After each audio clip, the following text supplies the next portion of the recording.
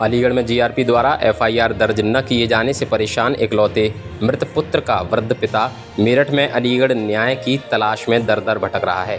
इतना ही नहीं, यहां पर एक प्रेस वार्ता में मृतक के पिता राम किशोर भटनागर निवासी ग्राम कायस्थ गावड़ी थाना प्रतापपुर जिला मेरठ ने मीडिया कर्मियों को बताया कि इसके इकलौते अविवाहित 22 वर्षीय पुत्र मोनू भटनागर का सिर विहीन कई टुकड़ों में कटा शव 9 जून को अलीगढ़ थाना जीआरपी क्षेत्र के चोला स्टेशन के पास जीआरपी को मिला था, जिसकी सूचना पर परिवार ने मौके पर जाकर इसकी शिनाख्त की। लेकिन अलीगढ़ जीआरपी उसे महज एक रेल दुर्घटना मानकर एफआईआर भी दर्ज नहीं कर रही है, जबकि उसकी षड्यंत्र पूर्वक हत्या कर शव को रेलवे ट्रैक पर डाला गया था। वहीं मृतक के चाचा रमेश भटनागर ने बताया कि मृतक की मौसी गीता जनपद खुर्जा स्थित ननिहाल में 4 जून को एक कार्यक्रम में सम्मिलित करने को लेकर परिवार वालों को बिना बताए अपने साथ उसे बहला फुसला कर ले गई थी और खुर्जा पहुंचने पर मृतक मोनू ने अपने पिता को वहां पहुंचने की अनिच्छा भी जाहिर कर घर वापस आने की फोन पर बात कही थी, लेकिन उसे वापस घर आने नहीं दिया गया। पिता और चाचा ने मृतक मोनू की हत्या का अंदेशा उसकी जमीन जायदाद हड़पने की नीयत से उसकी मौसी गीता, अनीता और उसके पुत्र दीपक और मामा सुरेश माथुर पर लगाते हुए कहा कि उन सभी के बयान पुलिस और उनके समक्ष अलग अलग हैं। साथ ही मृत मोनू की हत्या कर शव को रेलवे ट्रैक पर डालकर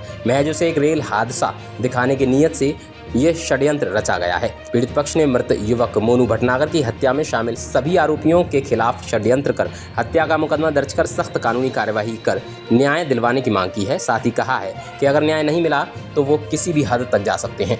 माथुर है, एक्चुअली मेरे जो मौसा जी लगते हैं, इनके बच्चे जिसका नाम मोनू भटनागर है, जिसकी बॉडी हमें आज से 1 मंथ पहले दिनांक 9 जून 2024 को चोला जंक्शन पे जीआरपी पुलिस ने बरामद की थी। उसके संदर्भ में हमको वो लड़का 4 तारीख को अपने किसी रिलेटिव गीता, उसकी एक मौसी लगती है, उनके साथ वो गया हुआ था और वो वहाँ से उसको कहाँ ले गई इस बात की इनको पहले कोई नॉलेज नहीं थी। बाद में जब पता चला इनको कि वो उनको ननिहाल लेके गई हैं किसी फंक्शन के बहाने नोएडा वो 4 तारीख को गया था, जो फंक्शन वहाँ पे 10 तारीख को था। 10 तारीख के फंक्शन के लिए इन्होंने 7 तारीख को जब इनकी मोनू से बातचीत हुई थी तो इन्होंने मोनू को बोला, बेटा तू कहाँ पर है? तो मोनू थोड़ा घबराया हुआ सा लग रहा था, तो उसने बोला, पापा मैं नोएडा हूँ। तो इन्होंने बोला कि बेटा तू गलत आदमी के साथ फंस गया है, तू मुझे बता, मैं तुझे लेने के लिए आता हूँ वहीं पे। इन्होंने उसके बाद उसका फ़ोन कट गया, फ़ोन लगाने की कोशिश की, उसका फ़ोन नहीं लगा। उसके बाद हमारे पास 8 तारीख को रात को इसके चाचा जी के बेटे के पास उसका फ़ोन आया मोनू का। वो बोला कि मैं घर आ रहा हूँ। उसके बाद ये सब लोग इंतजार में थे कि मोनू सुबह तक घर आ जाएगा। 9 तारीख को सुबह 7 बजे हमारे पास उसकी जो मौसी लेके गई थी गीता, उनका फ़ोन आता है। वो बोलती हैं कि मोनू कहीं मिल नहीं रहा है, आप अपने रिलेटिव से पर पता कर लीजिए, जो भी आपके रिलेटिव्स हैं।